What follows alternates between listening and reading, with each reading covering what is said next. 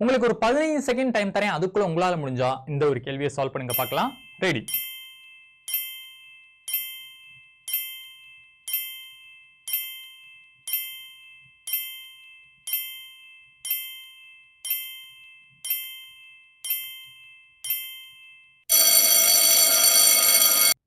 ரொம்ப சிம்பிள் தான்ப்பா. பார்க்கலாமா?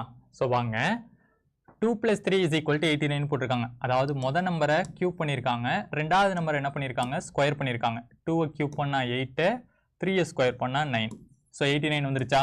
அதே மாதிரி இங்கே பாருங்க, 3 + 4 = 2716 போட்டிருக்காங்க. அதாவது முதல் நம்பரை கியூபு, ரெண்டாவது நம்பரை ஸ்கொயர். 3யை கியூப் பண்ணா 27, 4 ஸ்கொயர் பண்ணா 16. இதே கான்செப்ட் தான் போகுது.